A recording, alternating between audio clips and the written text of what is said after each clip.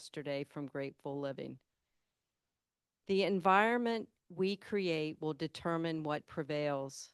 In other words, what we nurture and encourage wins. Jane Goodall. So Jane Goodall passed away today at the age of 91. So the question for people on Zoom and people in the room, what do you read every day? So I will take my trusty mic around and I'll put you on the spot. Paulina. So I'm reading a book. So I know some of you, you know that I'm taking a leadership program in Washington, D.C. So we're going over a book that talks about how important it is to have at the table also women and have representation from female individuals that bring another perspective to the table. So I've been doing my homework every day. Very good. Thank you. Mike? Well, I read the newspaper, actually paper every day. Two newspapers, the Mercury News and the New York Times. I don't read them every paragraph, but I read through them, and I read books. I'm always reading a book, and I alternate between nonfiction and fiction. So the nonfiction is usually sort of political or current affairs type of books. Agnes? Been very busy all day. I read, is it Robert Reich? Did I pronounce his name correctly? I read his email every day. I also alternate between fiction and nonfiction. I'm reading a book about the Ohlone tribes in the Bay Area, and I'm also reading a book about, well, I haven't started it yet. It's about the desert, and it's about the buckhorn, but the sheep, what are the sheep that have the twirly bighorn sheep? Thank you. Obviously, I haven't cracked it open yet, but I've looked at the cover and got it from the library. That's it. To go next. I'm going to actually second Mike with the newspaper. I'm probably one of the few people that still read newspapers every day. And I also like to put a plug in for Heather Cox Richardson, if you haven't ever read her stuff. She's on, I'll do a Google search for Heather Cox Richardson, and she should come up. She sends out a little newsletter every day.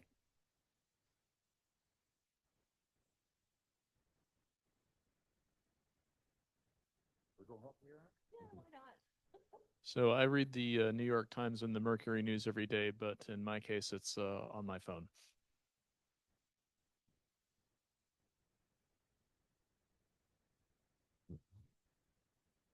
Thank you. I read all my email from my doctor.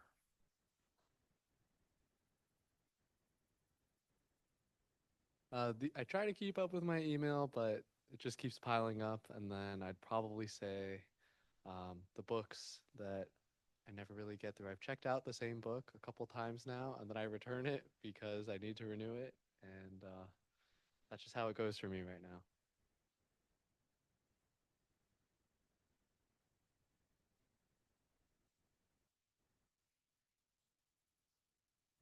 Thank you. So online, if you want to unmute yourself and say, what do you read every day?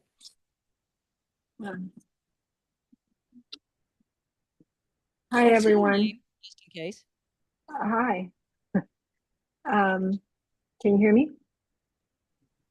Yeah, great. Well, I read every day. My text messages with my family, my daughters who don't live at home. So that's something I read every day. And then currently I'm reading The Omnivore's Dilemma by Michael Pollan, and that is excellent.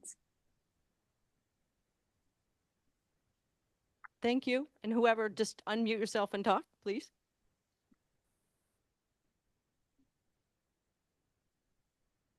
This is Marie Bernard. Sorry, I can't be in there in person, but glad to see everybody at Sunnyvale Community Services. Well, I have work and personal emails, and I'm always woefully behind. but I read the Merc and also the New York Times online, sadly, no longer hard copy. And I try to look at Fox News every day so that I know what's coming down the pike.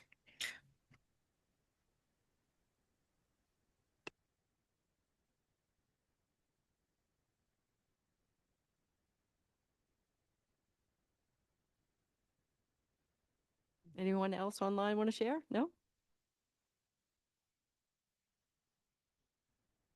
I think Rani is trying to. See her, but you have to unmute somehow. And maybe I can't tell. You might be driving, so I can't tell. No? You can put it in the chat. Anyone else?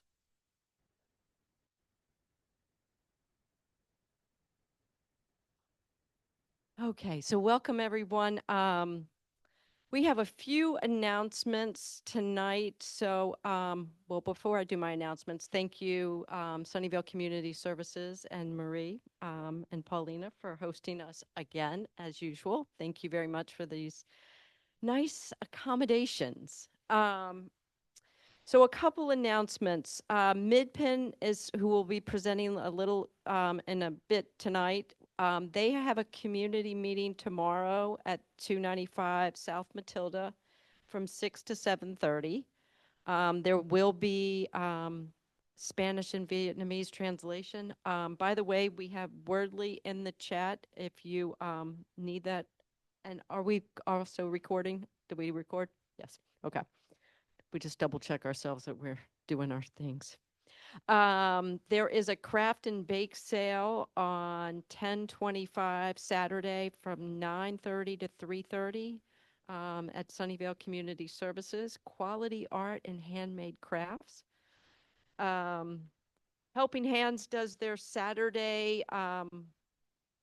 help at the library, and that's at 11:30 every Saturday in the library plaza, where we're always in need of volunteers to help distribute food. And also they are doing their cold weather drive. So collecting goods, coats, tents, warm weather, foul weather gear, warm weather, cold weather, foul weather gear. And you can bring those donations to here, or in the email there were that we sent out. It's a way to get in touch with the folks from Helping Hands also. On wait a minute, where did the date go? Oh, 10/23 at 7 p.m. at City Hall, there is a joint Sustainability Commission and BPAC meeting. That's at 10/23. And then our next social is October 29th at Fibbers at 6:30.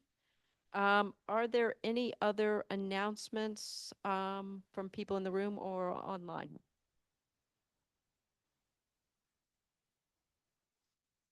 It's working. Oh yeah, I Yeah. got the other mic. Yeah, I was just going to do a quick update. We had our first housing reading group meeting about a week ago.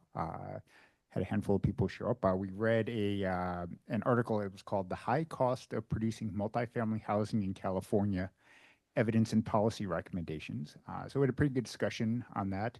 There are some things that we can't do much about, which are the land cost and labor costs and things like that. But they did have what they were looking at is they compared the cost of producing housing in California, Colorado, and Texas, and trying to understand what some of the differences were. And yeah, there's some things that you can't do much about, like the cost of land. But some of the things that jumped out at us in terms of things that we could actually have an effect on is how long it takes to produce housing. It takes about 4 years. What they found was it took about 4 years to produce an apartment complex in California, whereas in Texas it only takes about 2 years. By the time that California actually finally approves the plans and builders can actually start constructing start work on the project, Texas is actually already done with the project. So that was kind of one area. We're going to continue the reading group. I'm actually a little bit behind in scheduling the next one, but I will send out an announcement about that, as well as some possible directions, some of the next things we can read for the reading group. Thank you. Any other announcements in the room or on? Oh, Yeah, I have an announcement. This is Charlene. So the Hollenbeck Bike Lanes project is coming before BPAC this month, October 21st, I believe. That's a Thursday. Let me just check. No, sorry, October 16th, for a vote from BPAC, which will then inform council. And council's meeting just got delayed until December 2nd. So make a note of that, and that will be at 7 p.m. And that will be the final vote from council to make a decision on whether to put bike lanes on Hollenbeck. And if we do, should we put in the safe option, which is the buffered bike lanes, replacing the parking, or should we put in safety compromised option, which is skinny, unbuffered door zone bike lanes with keeping one car lane? So put that on your calendar and come speak. Thank you.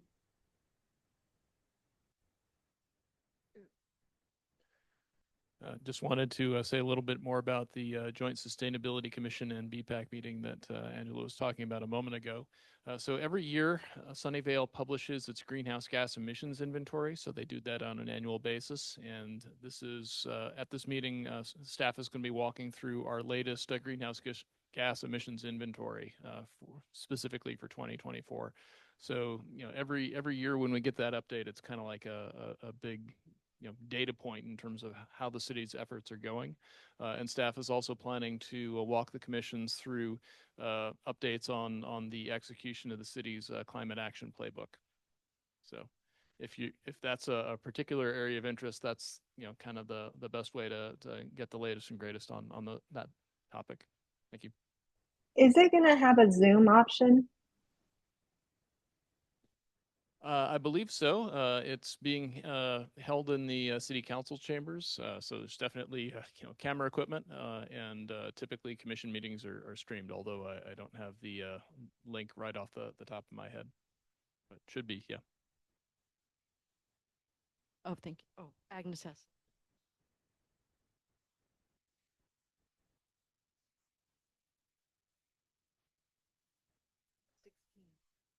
Oh, the 23rd.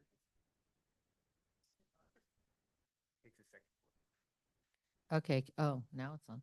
So as most of all of you probably know, we have a coalition partnership with Helping Hands.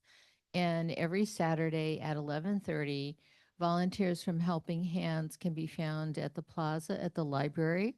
And they are distributing food to our unhoused neighbors. If you would like to join us there, you're more than welcome to do that.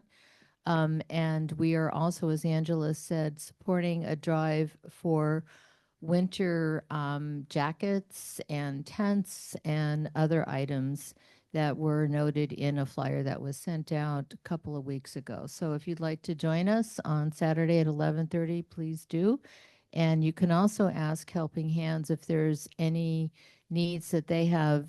Maybe you can help bring toiletries or help bring food, but you can ask them at that time. So thank you. Thank you. Any other announcements? Okay. I do see our vice mayor is here, so welcome, Linda Sell. In terms of commissions, Paulina is here from the Human Relations, Mike from the Planning, Agnes from the Arts, Doug from Sustainability. Jim, are you? Jim Davis, Housing and Human. Oh, you were okay. Housing and Human Services. And I can't see. Oh, Carter. Oh, Carter is on the library. I forgot. And I'm looking on Zoom. I don't think there's anyone there. Okay. Last month we had a presentation on Measure A, and so tonight we'll take our vote on it, but Chuck is going to give us just a refresher on Measure A. Yeah, okay. So last month, we had a presentation discussion about Measure A, which is a measure that's going to be on the ballot in November, and it's a proposed sales tax to cover funding. It's a sales tax for the county of Santa Clara, um, and the money would go into the general fund, but the intention is for that to make up for a lot of the money that's getting lost from the federal cuts to the Medicaid program. So the county runs a number of hospitals and a rather large a number of medical facilities throughout the county, and a lot of the people that use those services are currently covered under Medicaid, and they're expecting to lose about $1 billion worth of funding because of the federal budget cuts to Medicaid. And so, to make up that kind of $1 billion in lost revenue, they're asking the residents of Santa Clara to approve a new sales tax to cover about 330 million of that. So last month we had a presentation by the campaign that's running that, and this month we're going to be voting whether or not Livable Sunnyvale wants to endorse that measure or not. Actually, so should I start with the motion or? Yeah, so I'm going to make a motion that Livable Sunnyvale endorse Measure A. I guess. I'll second Yeah, that. Angela seconds it. Okay. So yeah, normally kind of when we do the votes, I guess I already said my pitch. Usually kind of whoever makes the motion kind of does a quick pitch, but I guess I just did that. So yeah, I think it's going to be pretty devastating when these budget cuts come in to the county. There's going to be a huge loss of services, and not only will that affect the people that are currently covered under Medicaid, but it's going to affect all of us. As there are fewer and fewer hospitals, fewer doctors around, potentially if they have to close some hospitals, that's going to put increased burden on the rest of the medical system in the entire county. So that's going to affect each and every one of us, how long it takes to see our doctors, if we need to go to the emergency room, how busy the emergency rooms are going to be, how long it takes us to wait to get services. The sales tax doesn't completely make up for it. There's still going to be pretty horrible cuts that happen, even if the sales tax passes, but it's a step in the right direction of trying to mitigate some of that. So, I don't know, Angela, do you have anything you want to comment on? I would just add, well, I'm still a healthcare provider, but I worked at the Rotacare Free Clinic before the Affordable Care Act, and just seeing the amount of people that had to use that small clinic as their primary care and for all sorts of other things, not just your regular, cough, flu, and annual visits, but people with rheumatoid arthritis, dermatology, OBGYN.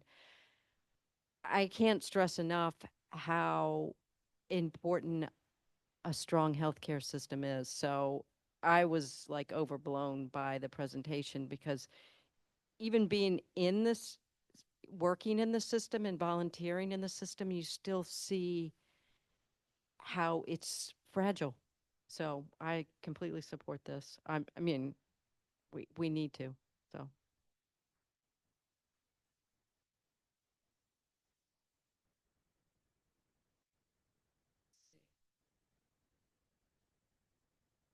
So Marie says SCS was an early endorser of Measure A. We hope to gather support in North County and Sunnyvale. A lot of activities and rallies are in San Jose. I thought I was just reading the spotlight today, and I think was it Matt Mahan and was there someone else? The police and the DA's office also were supporting it. Yeah, does anyone else have comments, support or against Measure A online or in the room? Oop, actually, here we go. Thank you very much. Measure A, of course, is a very important subject to bring a considerable amount of money to the county to handle a variety of different financial woes. It is not dedicated to Medicaid. It is not dedicated to the 8 hospitals that we run. It's not dedicated to any particular fund. And they have a wide open vote on this. And by doing that, they're able to get this passed by a 50+1 vote. But it's not necessarily going to dedicate to the areas that so far everybody's been talking about. And, the problem is that this Santa Clara County has not learned its lesson in regards to running their budget and paying, using the established amount of money that they get to pay for the services that we are expecting them to give to us. And so I am not a supporter of Measure A, although that may be a singular feeling within this room, but so be it.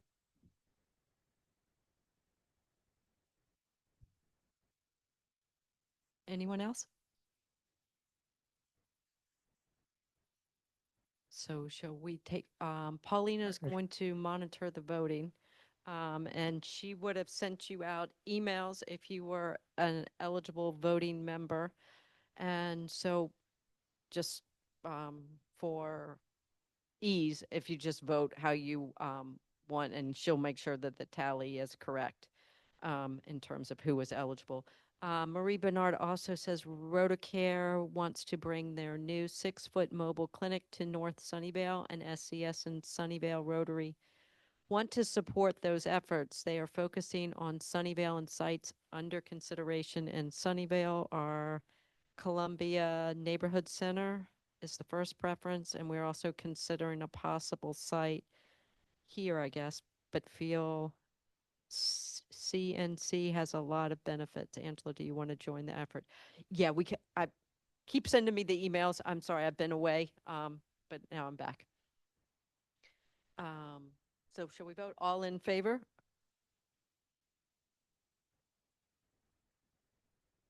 So Paulina's counting. So on people online, if you raised your hand, that would be best. Yeah, your virtual hand, if you can do that. So if you hit reactions.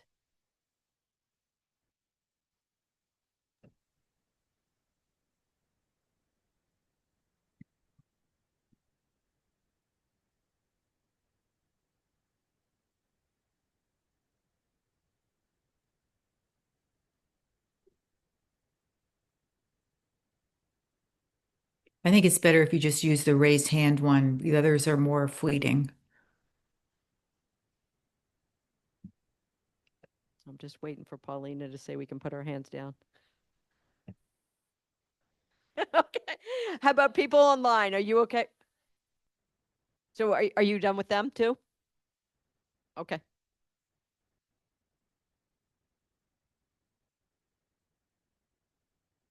And then okay, and so take your hand down, and then are there any people voting not in favor of this motion?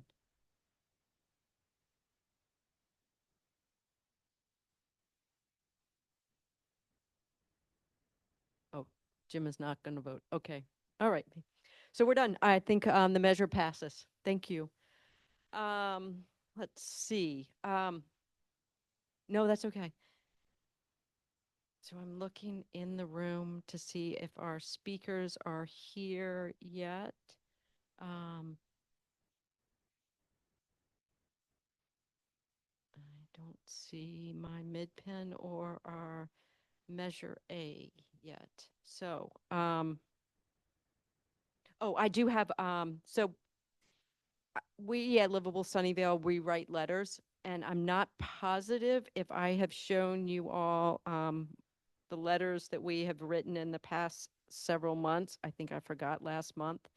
So usually you get an email saying I sent a letter or we sent a letter. These are the letters that we sent in the past several months. So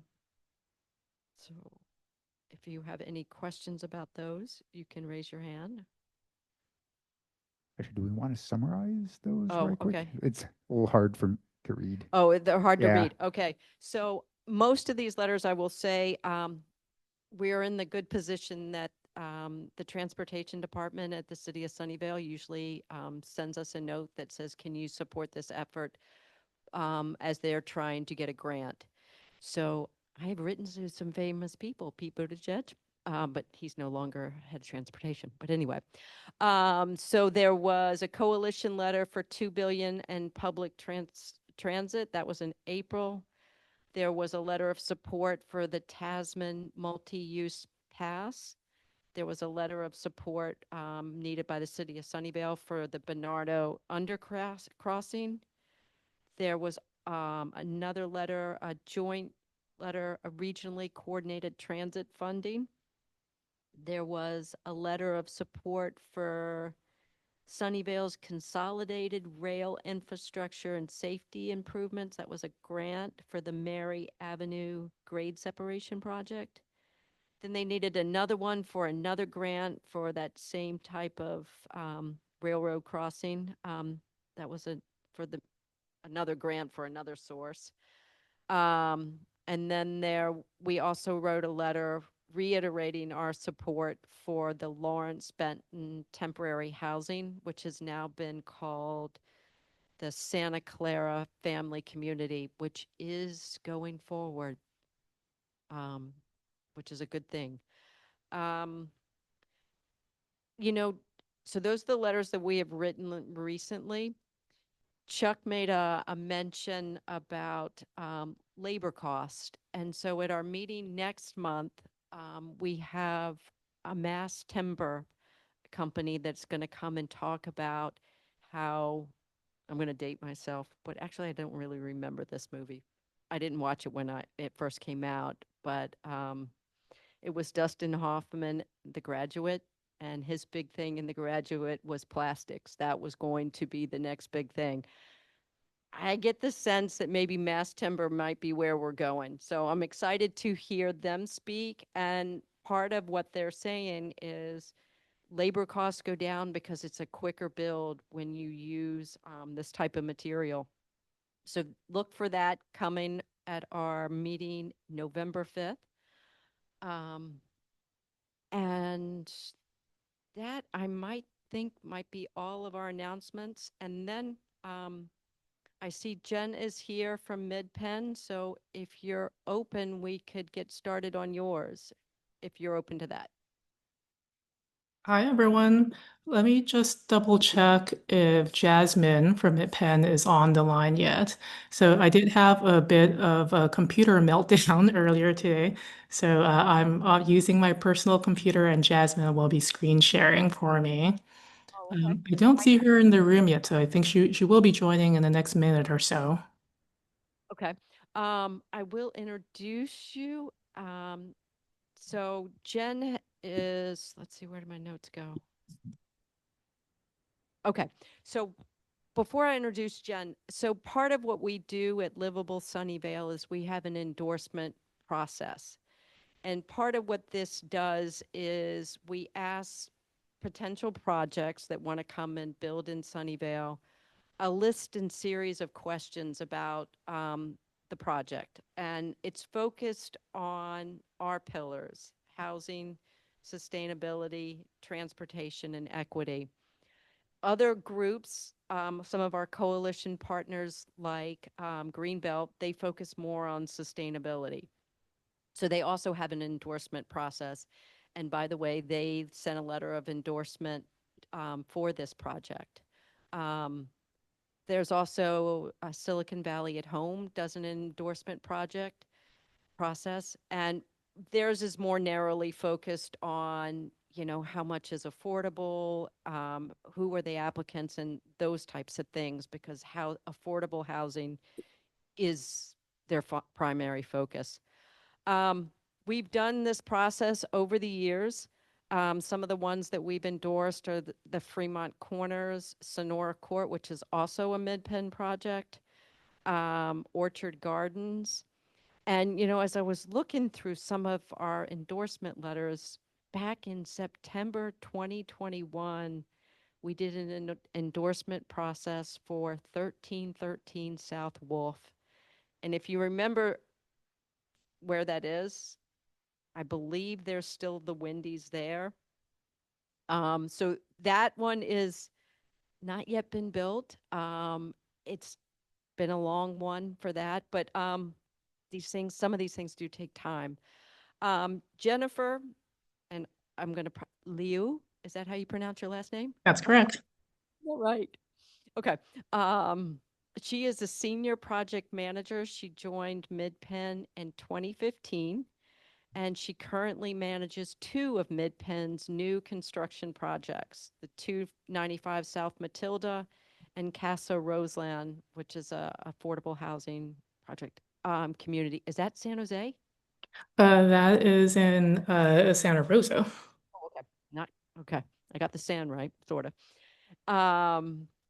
Let's see. She is a licensed architect in the state of California and has a master's in city planning from UC Berkeley. And prior to her work at Midpen, she worked on the design and single multifamily housing. So we are delighted that you are here. I see Jasmine here also. Yes. So can I give you the floor now? Yeah, definitely. And let me see. Jasmine, are you able to pull up our slides at the moment? Yes, I sure am. They Okay, should good. be showing up soon. Can folks see my We screen? we can, and this is fine, but if you're able to make that full screen, that would probably look a little bit better. Yeah, absolutely. Okay, great. Okay, so thank you, Livable Sunnyvale, for the warm welcome. And thanks for letting us join you today. So I guess let's jump over to slide number 2, where we have a little bit of information. So again, I'm Jennifer Liu. I'm the Senior Project Manager for the 295 South Mathilda community in Sunnyvale. And with me today is Jasmine Soria Delgado, who is supporting the project. So 295 South Mathilda is proposed to be a 100% affordable housing community in Sunnyvale that will provide 122 units of affordable housing. And it will be in the city right next to the downtown area, just across the street from the downtown commercial core. This will be within walking distance to the Sunnyvale Caltrain station. This is a project that's in partnership with the city of Sunnyvale, who is the owner of the land, and who will ground lease it to Midpen to build and operate as permanent affordable housing. Next slide, please. So I believe several folks at Livable Sunnyvale are already familiar with Midpen, having endorsed our IRD Hall Square project in recent year. That project was called 1178 Sonora Court back in the day. And as just mentioned, that project is currently under construction in part thanks to Livable Sunnyvale's support a few years ago. For folks who are less familiar with Midpen, Midpen has been working in the Bay Area for over 50 years. We're a nonprofit, and our mission is to provide safe, affordable housing of high quality to our residents. While we do work across all Bay Area regions, the lion's share of our communities actually are right here on the peninsula. In Santa Clara County alone, we currently operate 45 communities, 11 of which are in the city of Sunnyvale, which provides 869 homes to this city. On screen here are some of the projects in Sunnyvale from the past decade or so, and IRD Hall Square is the last image on the right. And again, we'll be wrapping up construction there right around the end of this year. Next slide, please. So Midpen does serve a variety of populations at our communities, including families, seniors, and individuals with special needs and formerly homeless households. We do have in-house property management, and our resident services are tailored to support those communities. At 295 South Mathilda, the services will be tailored to support families, which would include an after-school program that's academically based and free to all of the kids that live in the building. We also aim to reserve 25% of the units to serve families who are homeless or at risk of homelessness, and there will be services tailored specifically to their needs. Thank you. So 295 South Mathilda, again, is located in the downtown specific plan area, just across the street from the downtown commercial core. The block that we're on specifically calls for high-density mixed use, including high-density residential development, which would then act as the transition between the downtown commercial core and the lower density residentials that's just to the west of us. And that would be to the left on this aerial map. On this map, the property itself is shown where the red star is, and the downtown commercial core is to the right on the other side of South Mathilda Ave. We're actually directly across the street from the Uber office buildings. Sunnyvale Caltrain Station is about a 10-11 minute walk at the northern part of downtown. And just outside the commercial core, we are also very close to Washington Park, which is 3 blocks away. And the Sunnyvale City Hall and Library is also about a 10-11 minute walk to the south. Next slide, please. So as we all know, the need for affordable housing remains high. And many folks find that they're unable to afford the high cost of housing in this region. We are currently leasing up our R&D Hall project over in the Lawrence Station area. And that project received over 2,500 applications for the 176 units of affordable housing there. That happened in a matter of a couple of weeks.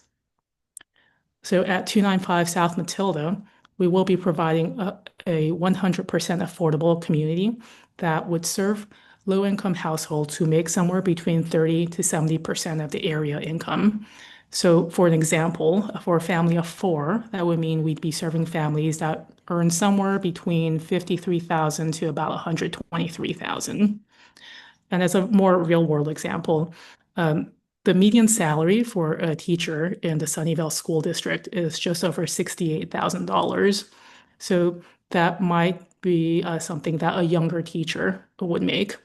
That person, if they were a single individual living by themselves, they would actually qualify to live here, and they would qualify to live in a 60% AMI unit.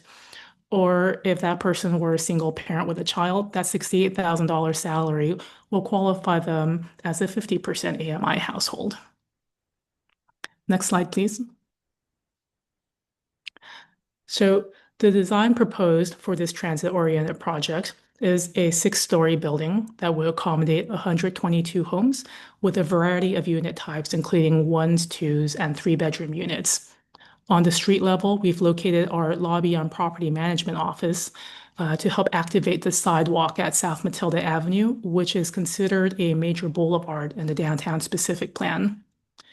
This project is considered a high-density TOD project since we're within walking distance of the Sunnyvale Caltrain Station. We're coming in at just about 117 dwelling units per acre. And that's a density that was made possible by the use of the state density bonus law, which eliminated density restrictions for 100% affordable housing projects that are within half-mile of a major transit station. Of course, this community is being designed under all modern sustainable design principles, including being an all-electric building, high-quality windows and insulations, and of course, our rooftop will just be plastered with solar. It's not mentioned on this slide, but this project will be aiming for a Green Points rating of gold. So the parking proposed for this project, because we are very close to the Sunnyvale Caltrain Station, is 65 spaces. So for 122 units, that would equate to a 0.53 parking ratio, which we'll talk a little bit more about on the next slide.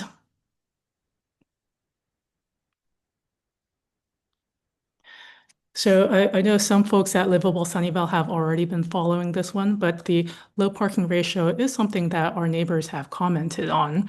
This is an area that has seen a lot of change in recent years. There are 2 other large multifamily developments that have completed construction down the block in the past few years. And some of the neighbors feel like their street parking has become a little bit more scarce. We did explore adding more parking to the site, which would involve, for a project like this, it would involve either a level of underground parking or a second level of concrete structure above ground. Both of which would be pretty cost prohibitive in today's tight funding environment. And if we were to do that, this project, we believe, would not be competitive for state funding when we try to compete for those funds. Because parking is so expensive and because we're adjacent to the downtown core, Midpen is looking into more urban solutions to the parking question. We are working on a suite of transportation demand options, which include bike parking. This property will have 125 bike parking spaces to help encourage lower vehicle use. So that equates to more than 1-to-1 bike parking. The bike room does include space for cargo bikes and racks that can accommodate EV bikes, since the EV bikes tend to have wider wheels. Our garage also includes 4 motorcycle parking spaces for folks who use these more space-efficient mode of transportation. And on the screen, you'll also see that we're providing for an on-street loading zone. So early on in design, we actually heard from some of our neighbors that, because of the new projects that have come online in recent years, they've seen an increase of double park delivery vehicles that block traffic because, idling Amazon delivery trucks. So we discussed with the city, and they're allowing us to include an on-street loading zone on Charles Street that is open to anyone in the neighborhood to use. That would be for deliveries, Lyft and Uber pickups, etc. Not shown in the plan, but we are also exploring the use of a no vehicle preference. This is something that we've done at other Midpen properties, and it's something that we would do here as well, as long as it's not prohibited by any funder. So basically, under no vehicle preference, folks who certify that they don't own a vehicle would get priority in leasing. So there are people who either don't need or want a car, but can't always afford to live in an area that has good transit amenities, and easy access to retail and other businesses. So a parking preference will help us match those people up with TOD housing in downtown. We're also looking at providing free or subsidized transit passes, so a VTA pass or similar. So for example, Midpen has been working with Clipper to pilot the all-agency Bay Pass program. So that could also be an option here. That Bay Pass program would give access to both VTA and Caltrain. We're talking to Zipcar to see if they would like to locate a car share vehicle on this block. Currently, the closest Zipcar is about a half a mile away near the Caltrain station, so having one on this block would be helpful. And lastly, we're also exploring whether we can partner with one of the nearby existing parking garages or parking lots, should overflow parking be necessary. It does seem that there are a few lots nearby that are a little bit underutilized, or maybe a lot underutilized right now. So we're looking to see if we could set up a partnership there that could potentially be a win-win.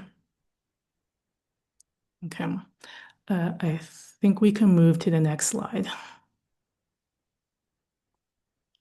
As for the general amenities at this community, the design does include a suite of amenities to help support a good quality of living for our residents. We mentioned earlier the bike parking that's on the ground floor and also distributed in the floors above. What's shown on screen here is the second floor, which has our central laundry room. We have a resident services office next to the after-school learning center. And again, that's free and available to any of the kids that live in this building.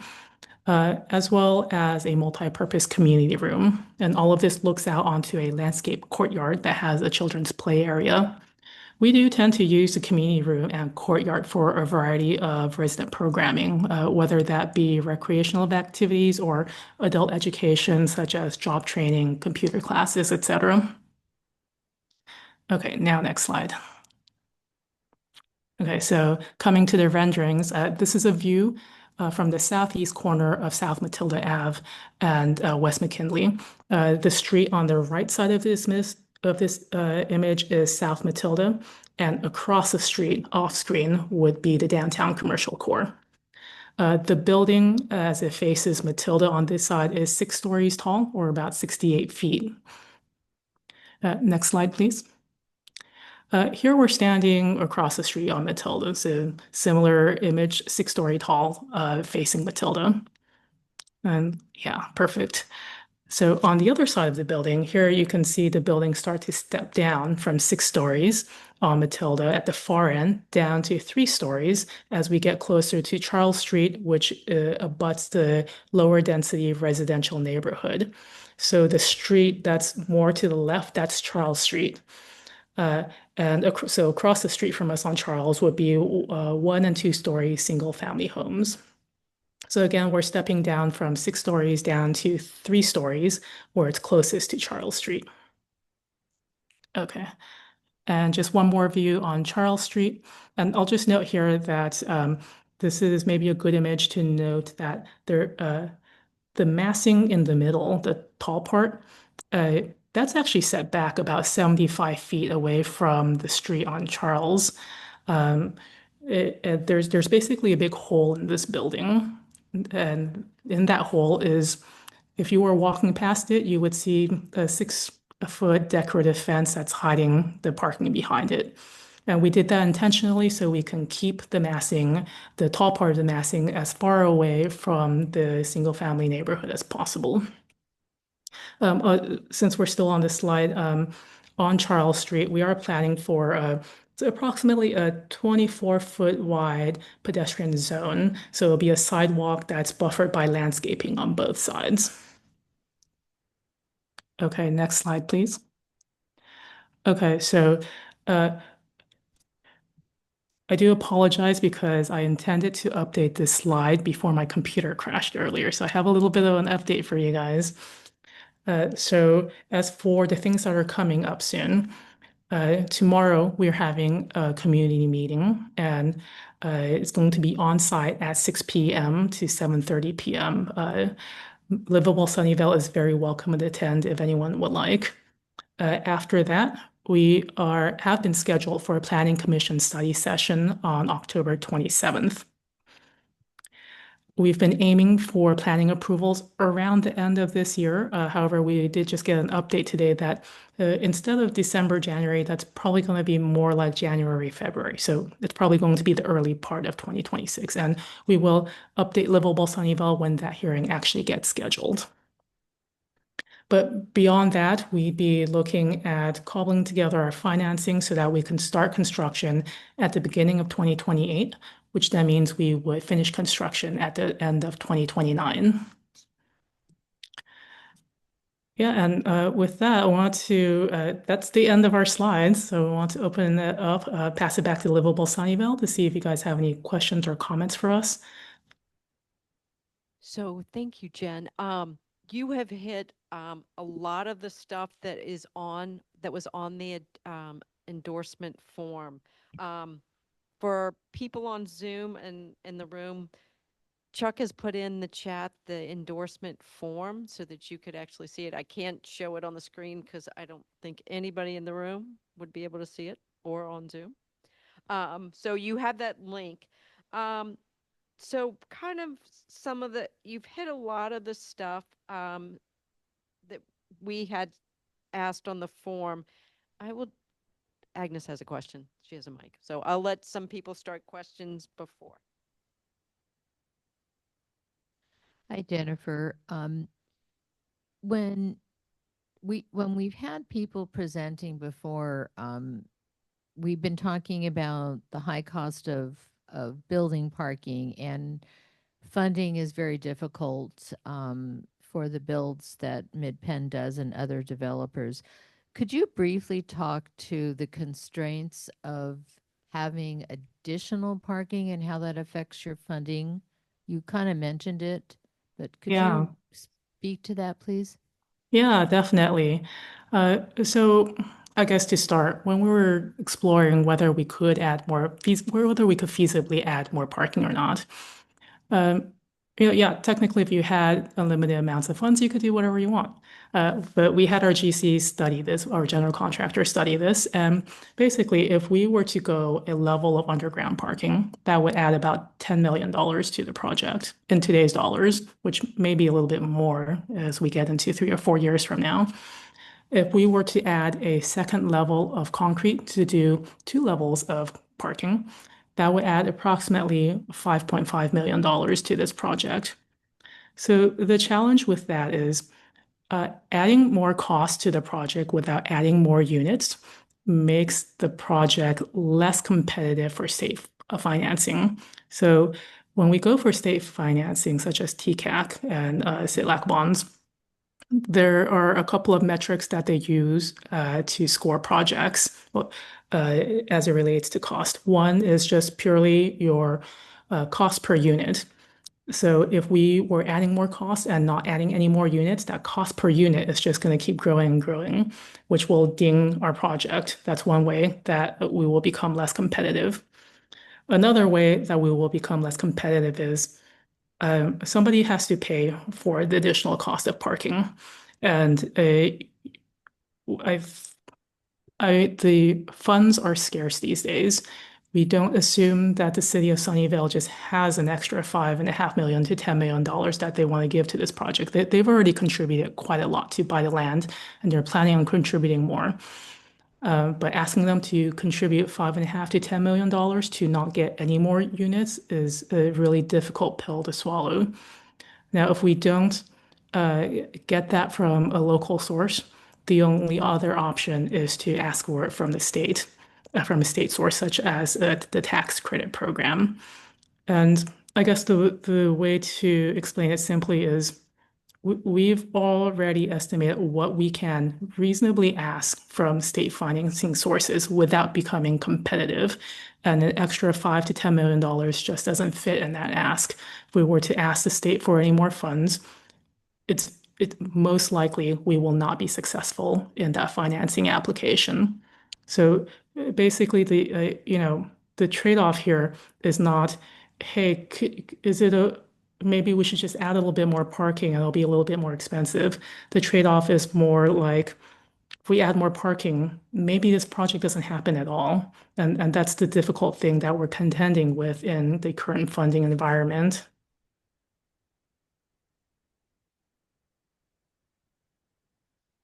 Thank you. Jennifer, do you go by Jen or Jennifer? I go by either. Thanks for asking. Jen, there's a question from Sue Cerrone online. So Sue, if you want to unmute yourself. Hi, yeah. Great presentation. This looks exciting. Forgive me if this has been covered in the Livable Sunnyvale questionnaire. I haven't read through the whole thing, but I'm really interested in accessibility issues right now, and I'd like to know how people get up and down, and why do so many townhomes and other places that are being built, you don't have any way to get upstairs, period, which seems crazy to me. So if you would weigh in on that question, I'd appreciate it. Yeah, definitely. So at 295 South Mathilda, all of the units are flat, so they're one level, and all of those levels are served by two elevators. So every single unit is accessible to someone with mobility issues. As to, some of the new townhomes coming online that there's no way to get to the second level, that doesn't occur at this property, but I'm aware that that happens because per building code, if you had a two-level home, the ground level needs to be accessible, but by building code, the second level does not. So that is a thing that some developers do. And townhomes are kind of popular from a planning perspective because it lets you put that style of building, but it lets you put entries on the sidewalk to give it a little bit more of a pedestrian scale. So that's probably why you see that a lot more than we would like. Okay, thanks. So Jen, could you speak to the different types of units and like how many, if you know that, or what goes into that thought process, please? Sure. So this property will have a mix of ones, twos, and three bedrooms. I'm just scrolling through my notes to see if I have the exact count, which I don't, apologize. But basically 50% of the units, so very close to 60 units, will be one bedrooms. 25% of the units will be two bedrooms, and 25% of the units will be three bedrooms. So that should be close to about 30 units each. So the distribution of the units is basically to position the project to compete well for funding, believe it or not. At a high level, if we're not talking about funding, of course, we want to provide, units of a variety of sizes to accommodate households and families of a variety of sizes. That's just baseline. But the specific breakdown is so that when we go compete for tax credits, you kind of have to compete as one kind of project or another. So either you're a senior project or you're a homeless project or you're a family project. So because this project is competing as a large family project, it means 25% of the units at minimum need to be three bedrooms, another 25% need to be two bedrooms, and the remaining can be whatever you wish. So that's what speaks to the specific breakdown of the unit mix.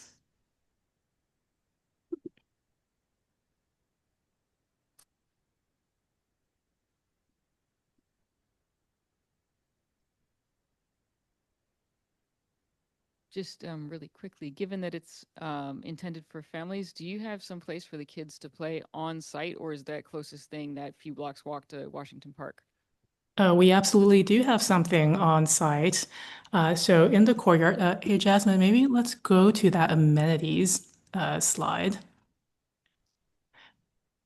So the courtyard is, it's under design, it's not final, but basically all Midpen properties, unless it's a senior property, would have a children's play area.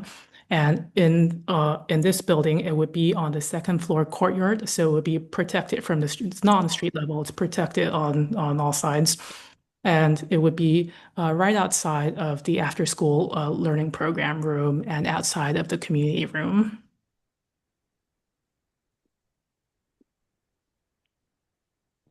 Can you just say a little bit more also about, I'm looking, one of our questions is about sustainability and building materials and number 4.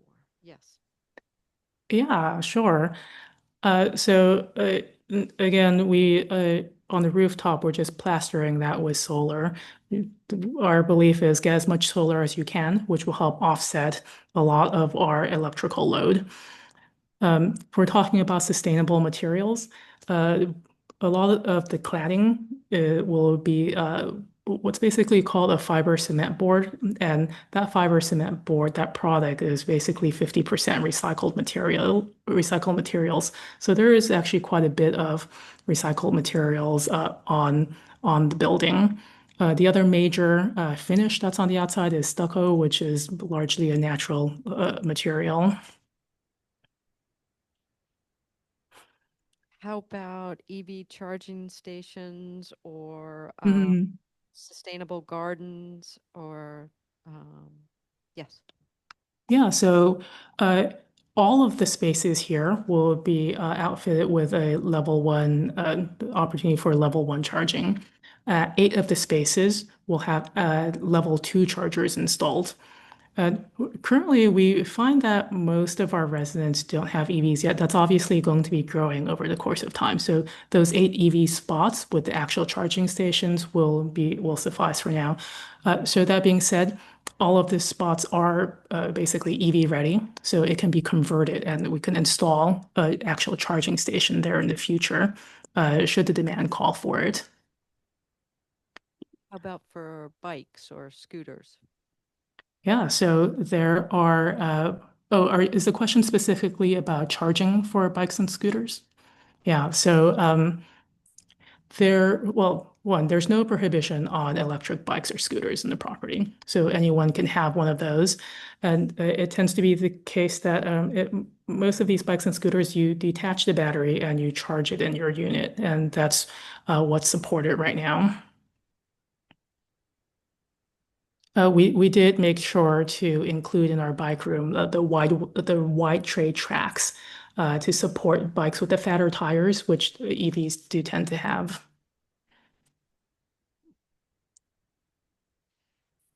Is it possible to also, in addition to having ornamental flowers, could you also have gardens for the residents so that they could grow their own vegetables?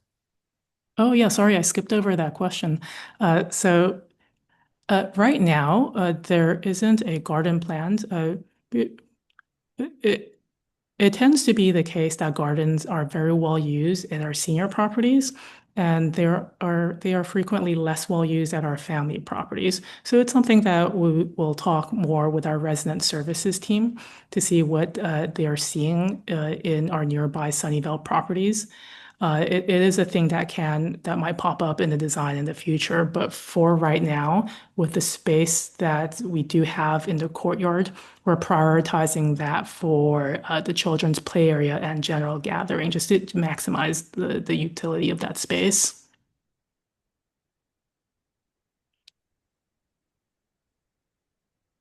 All right, and yeah, I had one question about the cost of the project. There's a group at Livable Sunnyvale that was looking into why it's so expensive to build things in California. So it's expensive to build affordable housing, it's expensive to build apartments, it's expensive to build kind of everything. Can you comment on the total project cost or like the cost per unit for this development? Yeah, so in terms of hard costs, we're looking at just about $75 million. And I apologize, I have to do a little bit of math for the per unit hard costs. Again, I had that on my computer before it crashed. So let me calc that out for us. So yeah, that hard cost comes out to be about $615,000 per unit. And that's on par with what we're seeing in terms from our other projects that are going into construction right now. Yeah, the cost of construction goes up every year, unfortunately. Um, and it's something that we are grappling with. We are constantly looking for ways to find more efficient ways to build. Cutting out things that are not necessary, but also not cutting out things that contribute to a high quality of life. We want this building to be durable, to be a place where someone's proud to live. So it's constantly a line that we're straddling. Yeah, and those costs you mentioned, that's what it's going to cost like when it finally you're able to build it like years and years down the road. I guess where I was going with that is like if you were able to start it today, would that save a lot of money in being able to build the project? You Yeah, mentioned the costs are going up quite a bit. yeah, that it absolutely would. Yes, that's the cost today. We would estimate the cost to start construction in 3 years by adding an escalation factor of 3 to 5% per year, which is, COVID notwithstanding, what we have generally seen in regular years. Yeah, I'm just trying to do a little bit of math. Like if you could start it today, that would like cover the cost of an extra layer of parking on the building or something like that. Just to Yeah, get an order of like magnitude of like why it's important to get started quickly rather than delay these projects. exactly. And it's also a reason to not delay any further. I mean, it would be great if we can expedite and start construction next year. But there are certain, appropriate city processes, getting building permits, et cetera, that will take time. But our hope is that, we can quickly find project financing to get this built, that we could quickly get entitled so that we can get this built, because you're absolutely right. Every year that we don't get this built is going to add somewhere between $3.5 to $4 million to the project if this project follows the normal construction escalation that we've been seeing over the past several years.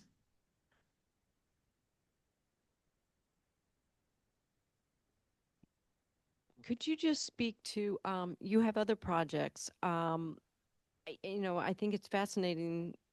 Well, not fascinating, that's probably not the right word, but 2,500 people applied for 176 project units. So there's definitely a demand, there's definitely a need. when you do these projects, like around close to transit, do you find people, I mean, I heard at the council meeting people say, I just want housing. I don't care if I've got to park down, at the city block that's 5 minutes away. Is that been your experience when you have other projects? Or can you just speak to what other projects are like in terms of limited parking or different transportation solutions you've experienced? Yeah, definitely. So we do have other projects that have less than one-to-one parking. Already Hall Square, for example, which is right next to the Lawrence Caltrain station, has like a 0.75 parking ratio.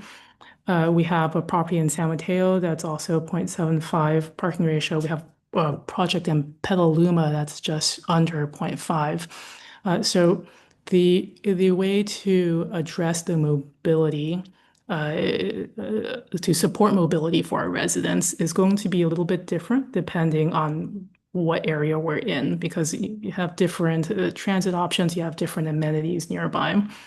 The parking preference, for example, is something that we have implemented at another property in San Jose. And we think that could be something that would be very successful here because that was in downtown San Jose, so that environment is very similar. Uh, it- Basically, under a no parking preference, we'd have a lot of folks who say, "Oh, we don't need a car," and they would get around using a variety of transit options, uh, bikes, so providing a lot of bike parking, etc.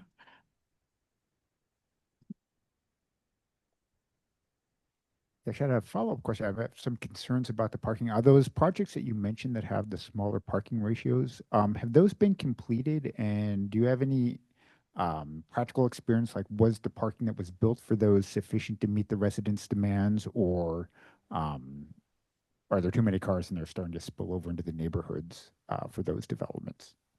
Yeah, so those projects are completed. So, for example, the project in San Jose, where we've instituted the parking preference, that was the first time we did that. So it was a bit of a learning curve. So at that property, you know, the no vehicle preference is definitely helping to manage the parking demand. However, we wouldn't say it's a silver bullet because the reality of a no parking preference is that, uh, maybe when they move in, they don't have a car. And maybe a year later, they decide they want a car and they go get one. They know they can't park in the on-site parking, so maybe they'll park on the street. So that is a reality. Which is why, our properties are proposing a suite of mobility options. Basically, the way we think about it is that in order to serve our residents appropriately and give them a high quality of life, we have to give them mobility options of high value so that if they don't have a parking spot, there is something else that will support them getting to school, getting to their jobs, and all the other amenities that are nearby. So again, that San Jose project that has no parking preference, uh, we did find that what ultimately worked was a combination of the no parking preference, and it is also across the street from a commercial district that was seeing a lot of their parking get used up for street parking. And so they went ahead and instituted a 4-hour parking limit, which is resolving the problem. So their patrons can still park in front of that commercial strip. Because when you have a 4-hour parking limit, someone's not going to be parking there overnight. Someone's not going to be parking there trying to use it for their permanent vehicle storage, basically. And in doing that, that distributes the folks who are using on-street parking, they'll park a little further. And so, in our experience, people are happy to walk a couple of walks to get to their car because, again, what is really valuable to them is safe, affordable housing. They just need housing.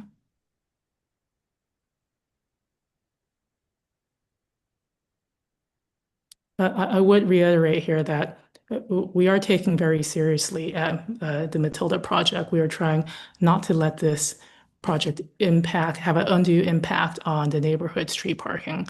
So again, working on all those options for bringing in Zipcar. partnering with a local existing garage that appears to have a lot of capacity currently. And, a partnership like that will uh, very certainly cost us less than building a $5 million or a $10 million garage.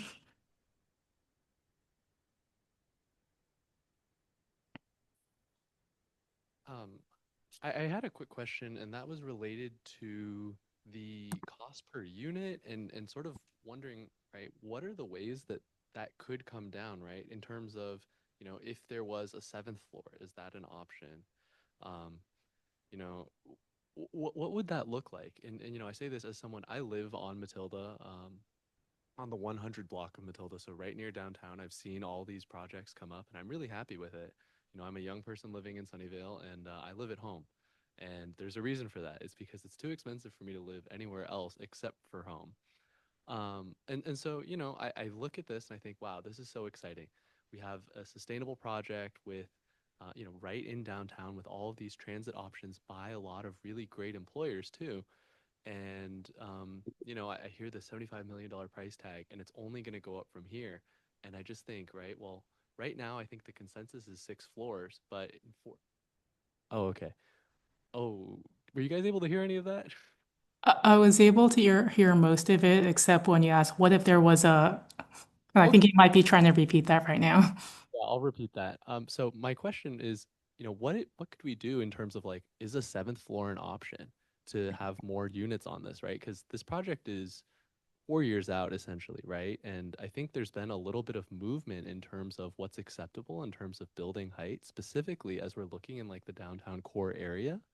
And I mean, given that it is 4 years away, right, to get more of these units to make our proposal more competitive with state funds and potentially other sources of funding too, would looking at a seventh floor be within the realm of possibility or no, from your experience?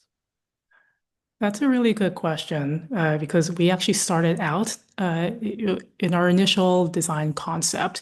We were looking at a building that was 6 or 7 stories. We were hoping to get that 7 stories. And ultimately, we did decide it because of a couple of major factors, both of which are equally important here. One, if we were to go to a 7 story, well, I'm going to be honest, some of our neighbors would most certainly not be happy about that. So we are getting some pushback there.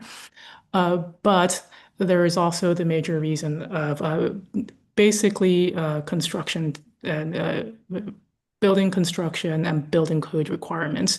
So when you go up to a seventh floor, you can do that, but that means you're not adding another floor of wood or metal construction. You're adding another floor of concrete.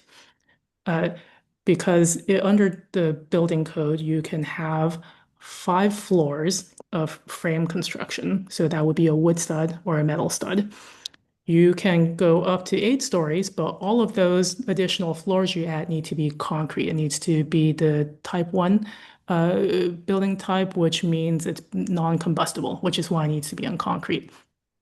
So adding that 7th floor is actually incredibly expensive. We do get more units out of it, but because, hey, Jasmine, can we go to what the rendering from the Charles Street side? You can kind of see, maybe it's a bad, metaphor, but it's kind of a wedding cake, right? It tears up, it gets a little bit more narrow as we get to the top. So by the time we get up to the 6th floor, there's because it's the footprint's a little smaller, there's actually only about 24 units up there. So if we were to go up a 7th floor, we'd be adding a whole level of concrete and only getting 24 units out of it. And we actually did this study to see if that would work out, and that ended up unfortunately increasing the cost per unit. I know not intuitive, but because that extra level is concrete, it drove up the per unit cost. All right. I mean, that does make sense.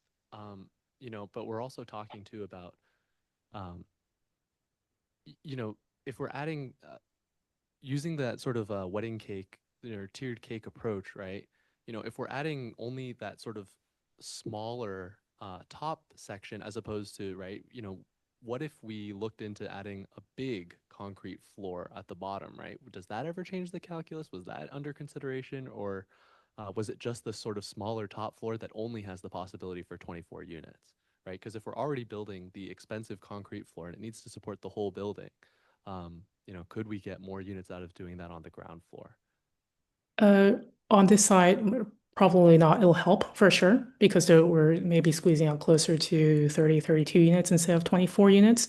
But again, just the sheer cost of concrete versus, for example, wood framing, it really drives up that cost.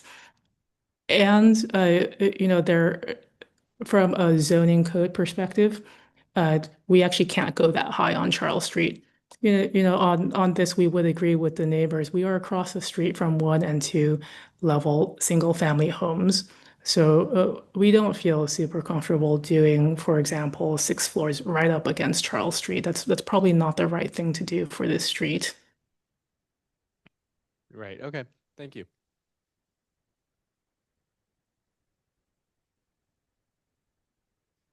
Actually, let me do a kind of similar question. Does the tiered structure of the building increase the cost? Could you wind up reducing the cost if it was kind of more of a flat structure? Obviously, that puts more height out on Charles Street, but just looking at trade-offs, if it were more kind of uniform height, does that, and again, getting back to the kind of parking issue, for the trade-offs of, yeah, we can lower the other construction costs of part of the building by leveling out the height, which would then allow us to take those funds and apply it to addressing the parking issues. But the downside is you get taller buildings kind of uniformly across the entire property. Uh, the short answer is yes, I do believe so. So if we're not talking about adding another level of concrete, and we're just talking about the wood frame levels, just don't step those back, make them come out to Charles.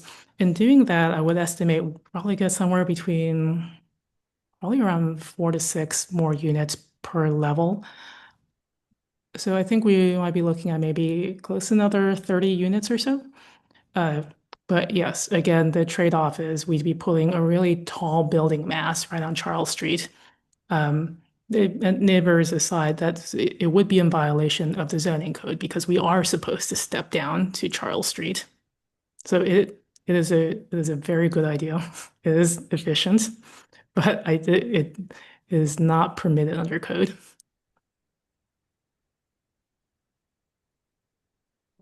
Wow, this has been pretty informative. Thank you. Are there any other questions in the room or online from our endorsement process or sheets or what Jen has been talking about? So are we at the point where we can make a motion to endorse the project? Sure, yeah, I will go ahead and move that Livable Sunnyvale endorse the project we've just been talking about. The 295 South Mathilda Avenue development by Midpen. I second.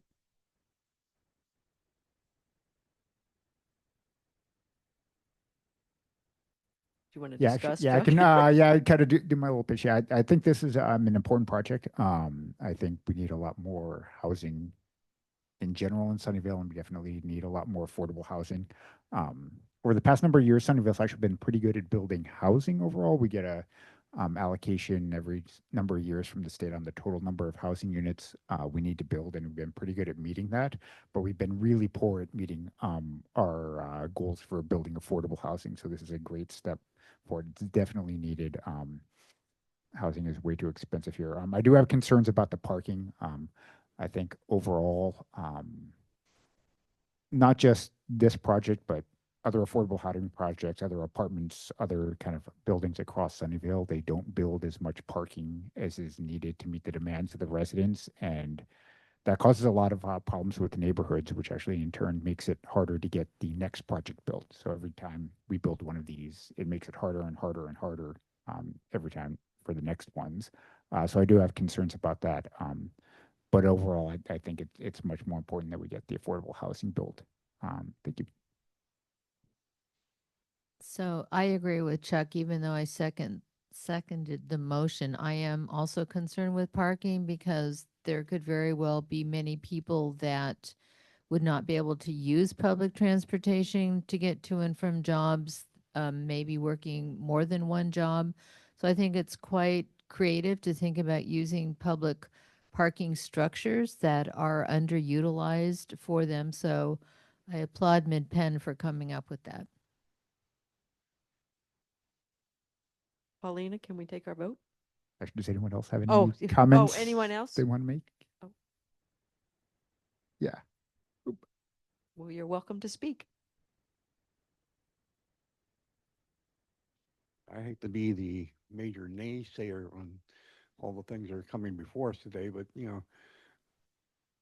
we're poo-pooing the issue about parking on Charles Street, and we're saying that the neighbors are, they're a little bit over the top in regards to their objections. Well, I ran for city council 2 years ago, and one of my major areas of support was Charles Street, and they invited me to Charles Street to show me exactly what is happening there. Now, if you go down Charles Street all the way down towards the city hall, there was a complex that was built there many years ago, and it's not affordable, necessarily low-income affordable housing, but they built proper parking structure underneath the property, and they don't have a parking problem there. Since then, there have been two affordable housing complexes that have been built north of there, both of which have less than necessary parking for the people that live there. Now, we say that, or I think that the concept is that if you're in need of affordable housing, you're probably more inclined to be involved with public transportation, but such is not the case. In the two complexes that are built across from the people who are in the single family residences on Charles, there have been multiple families that are living in 2 and 3 bedroom units. And it's not just, 3 or 4 people live there with small children. The children go to school, and mom and dad go to work, and they use public transportation, either the train or the bus depot that is in downtown Sunnyvale. They are parking on the street, and they've made parking for the people on Charles who own the single family houses almost impossible to live with. They can't have guests over. They can't have their children parking on the street. They have, because the parking is taken by the people who are living in the affordable housing complexes. Now, it's not our friends from Midpen who are responsible for this. The city of Sunnyvale is the one that has changed the parking requirements and allowed these kinds of things to develop. But we need to wake up, and we need to take and we need to understand what we're doing in these public areas. Now, here's the frightening concept. We've talked about, the housing projects that are going up and how that's going to have a number of housing units available for people who really need them. But we're not giving any consequence to the residential owners on the other side of the street. And here are the facts.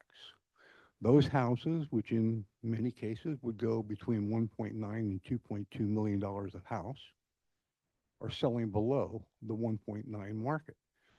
The people are losing their advantage, in regards to their homes because they can't find people that are willing to pay the $2.2 million for the single family residence across from a housing complex that doesn't account for the parking needs for the units in the complex. So it's not Midpen's fault, for this happening, but the city of Sunnyvale should be taking more accountability in regards to this. And maybe we should, instead of saying, hey, yeah, city, build as much as you can, as high as you can, and as fast as you can, we should start saying to the city, hey, listen, take these things into consideration and use a little bit more consequences in regards to what we're doing.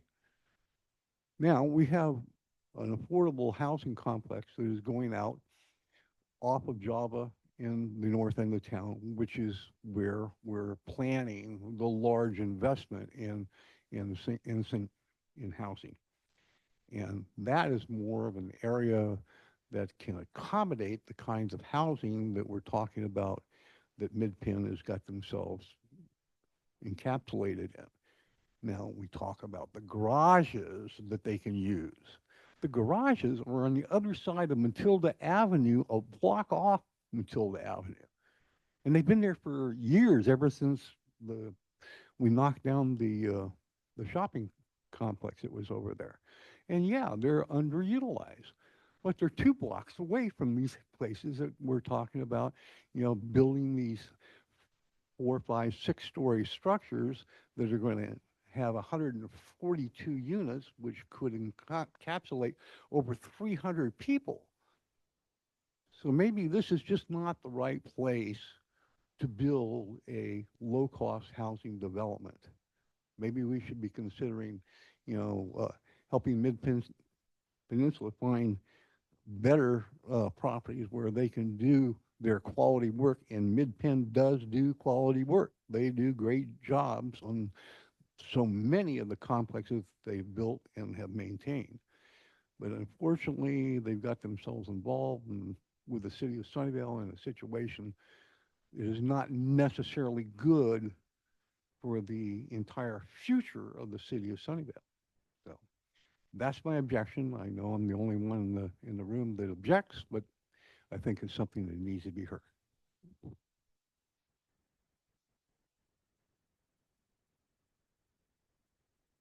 Hi, guys. My name's Carter, and I did just want to support this endorsement. I think it's really important that affordable housing gets built in this downtown Sunnyvale area. I think there's a lot of focus on putting things in North Sunnyvale, and I think that's great. And we are slowly getting more resources in North Sunnyvale, including a project, the first branch library that the city will ever have, right? But one of the things of consequence is that when we focus all of our housing in North Sunnyvale, a lot of the folks there don't have access to the high quality city services that folks in South Sunnyvale come to expect, and frankly, everyone deserves, right? And by repeatedly putting our housing in these underserved parts of the community in regards to city services, we do a disservice, right? And so when I look at this project, I see a tremendous opportunity for the city to provide a really great place for folks to live that we just don't do all the time, right?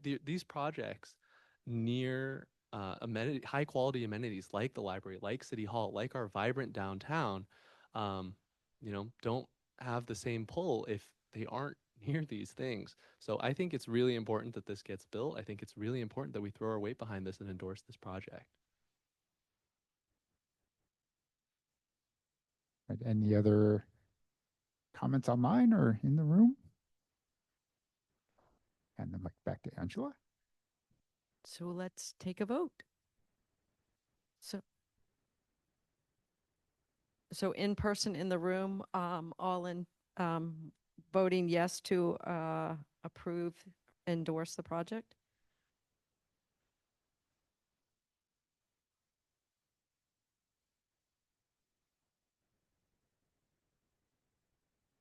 And then online, Paulina is doing her tally.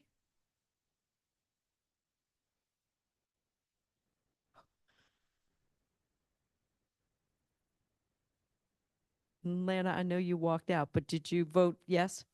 Okay. That's okay. Thank you for what you're doing.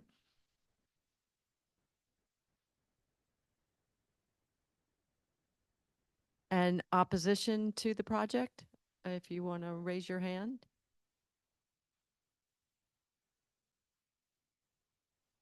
Okay. Oh, abstains? Okay. All right.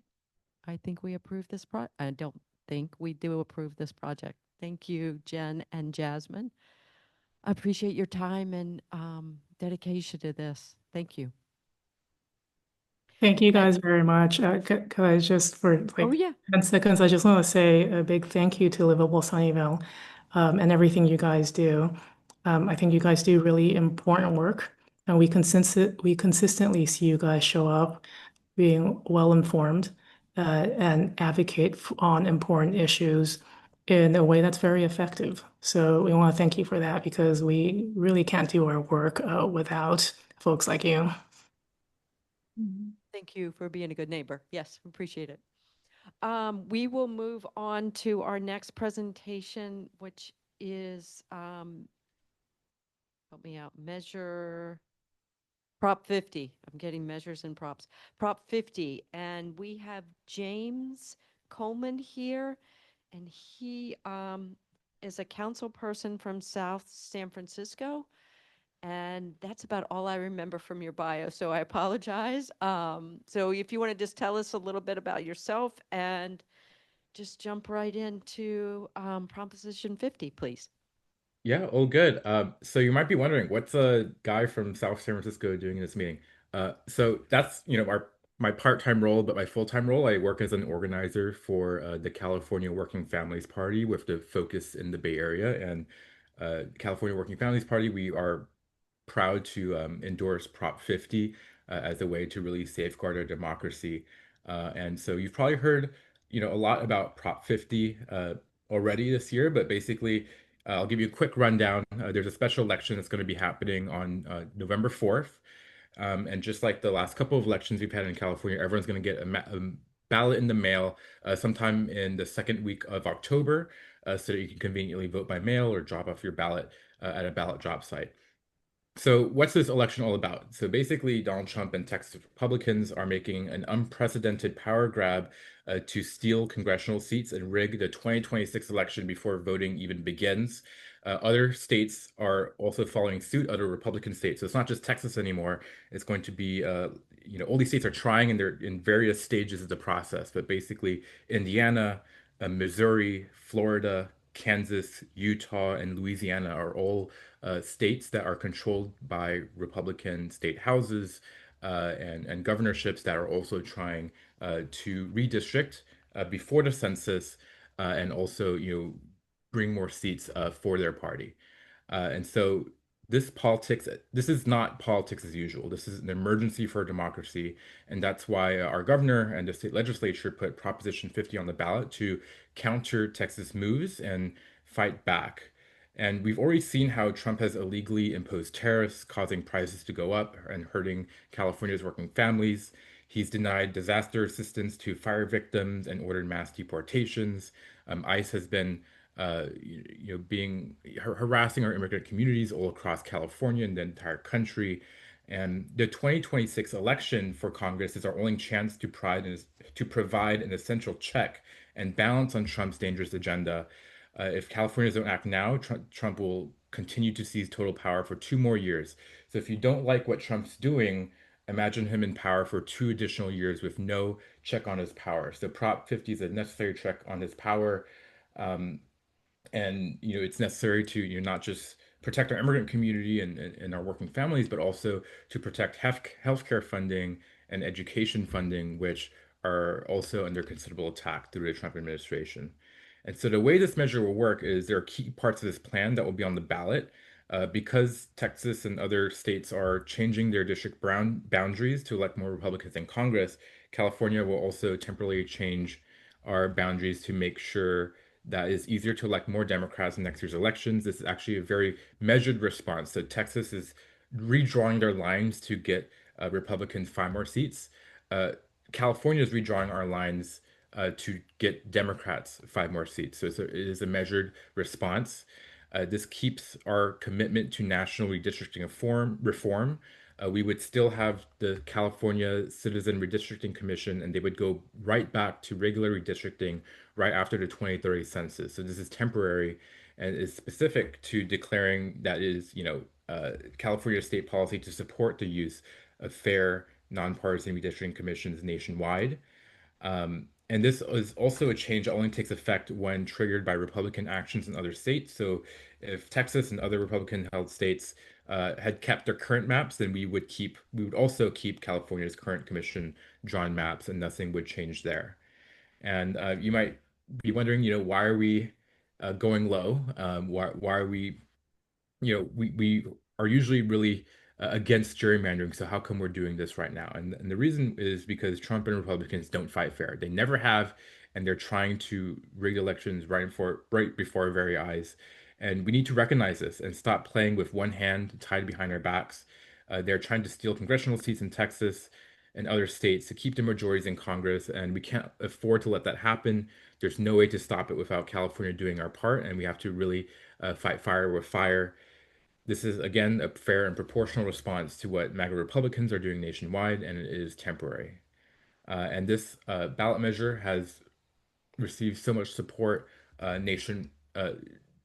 nationwide, but especially here in California, all across the Democratic political spectrum. So of course, our former president Barack Obama is supporting many of our California Democratic Congress members, our senators Alex Padilla, Adam Schiff, the California Federation of Labor, Planned Parenthood California, and if you remember, Planned Parenthood earlier this year had to close down several clinics, 5 clinics, in addition to you know, uh, reducing their level of service to so many families throughout California because of the Trump cuts to healthcare. The California Working Families Party, the California Democratic Party are supporting Prop 50, and we hope that we can really get as many people as possible supporting as well from across the state, because this is a special election. And so the turnout is going to be lower than a general election. And so it really is going to be up to how much our Democratic allies and voters can turn out and push Prop 50 over the finish line. Um, and that's my presentation, and I'm happy to answer any questions. Thank you, James. I know this was passed at the Sunnyvale Democratic Club, and I'm just going to pick on Mike and see if he has anything to add because he gave that presentation uh, recently. Yeah, thanks, Angela. Right. At our last meeting, the Sunnyvale Democratic Club did endorse this. I think a couple of important points to keep in mind. The independent redistricting for uh, state assembly and state senate are not affected by this. Those continue to be in place. So I think that's an important point. Uh, and of course, the other point is that the um Supreme Court, in their wisdom, declared a few years ago that essentially that partisan uh, districting was legal, which made it the law of the land. Now, I don't agree with that. I think most of us don't agree with that, but that is the law. And so it seems like we're, kind of foolish as a state if we don't follow that rule, and meanwhile supporting the changing that nationwide, um, a lot like the electoral college. I think we'd like to get rid of that, but or go away from winner take all. But if we did that in uh, unilaterally in California, we would very much weaken our influence in the rest of the country. So we don't do that. It doesn't make sense. So that's why we supported in the Democratic Club. I believe this one of the school districts has recently endorsed that, the Sunnyvale School District or the Fremont Union. One of them did, Sunnyvale School District. So I hope we will support this. So were there any other questions or um, so we are not taking a vote on Proposition 50. Part of what we're doing at Livable Sunnyvale is just providing the information. and given our members and anybody, our guest, a chance to understand what is coming down. And we felt it was important to share with you what is happening with this special election and how important it is. But we're not taking a vote.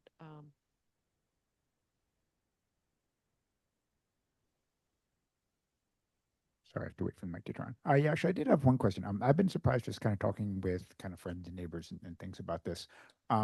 Many people seem very reluctant to support it. Common responses are why California's always done a good job at districting. Why should we go down the path of gerrymandering? How do you respond to comments like that? Yeah, so the way I respond to comments like that is, right now we don't live in a very normal time, right? Right now is not politics as usual, and we're seeing, Trump make disastrous cuts to healthcare, to education. ICE is all over the streets down in Southern California, illegally harassing and arresting our immigrant community, and we really are existing in a time of crisis right now. And what we're seeing is, instead of uh, Trump and the Republicans playing fair and allowing the lines to be as is, I think what they're seeing is, they are at a disadvantage in 2026 in the midterm elections. And what tends to happen in midterm elections is the party in power tends to, have a disadvantage, is that he wants to continue to have unchecked power. He wants to be able to keep the Senate and the House, so that he can do whatever he wants for 2 more years past 2026. And he wants to do that so much to where he's calling up his Republican controlled states, the governors and state legislatures in not not just Texas but all these other states, and asking them to rig the election in his favor. And the question is, are we going to let the election be rigged in Trump's favor and just let it happen, or are we going to fight back? And I think, at the very beginning, I was also similarly reluctant. I was like, I don't really like Prop 50. Um, I don't even know if I will support this.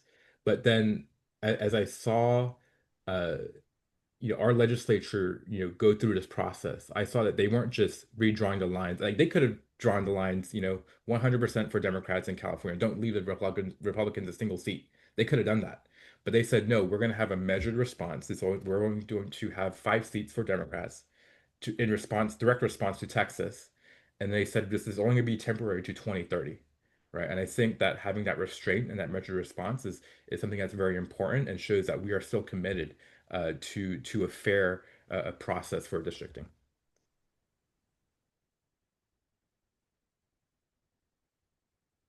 Good answer, I guess. Yeah, it's a tough one. Yeah, it's a tough one, but I think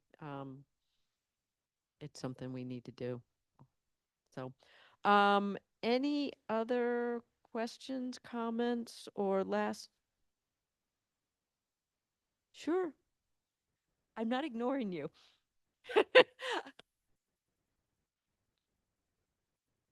I'm getting to the point where I'd like to ignore myself. Ah, right there. If I bite this thing, I hope that doesn't electrocute me, right?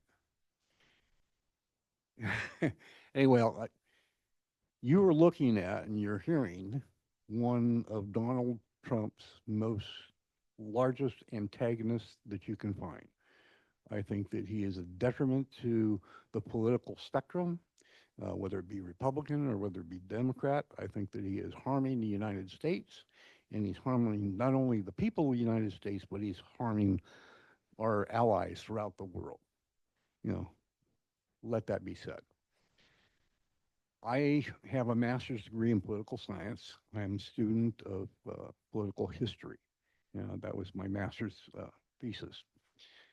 And because of that, I look at this situation and I say, are we talking about democracy or are we talking about autocracy? And what we're saying here is we're going to take 5 seats that may currently be represented by Republicans. And because we want to do something that's going to get into my good friend Donald's pants, we're going to change those and make them so that Democrats win those seats. And it's only going to be for a limited time, right? And then we're going to go back to the council and let them redistrict. But in the meantime, we've changed Republican seats to Democrats now. Those people are in those seats at the time that we're going to try, or we're thinking about becoming a democracy again and allowing the voters to make decisions in regards to who's going to represent them. So now your short-term plan becomes a long-term issue. Then the other thing that you remember is that the state of California, the citizens of the state, be they Democrat or Republican, voted and passed an initiative, which is the speech of the citizens of the entire state of California. And they said, we don't want partisan politics to make decisions in regards to the districts, whether they be congressional, Senate, or assembly. We want those districts to be aligned by a nonpartisan representative group of the state of California and let those people decide how these districts should be divided. But now, because we're going to try to challenge what Donald Trump has done in Texas, we're going to say, let's forget what democracy stands for in California. And instead of debating issues and bringing to bear the forces that be, we're going to substitute that with our specific political interest, and we're going to try to overturn what Donald Trump is doing in Texas. Well, and just as our speaker has stated, there are other states in this United States which are doing similar things, both trying to elect more Democrats as well as trying to elect more Republicans. My point is that we should be thinking about the democracy that we have created in California and not the oligarchy that President Trump is trying to create in Washington, D.C. Thank you.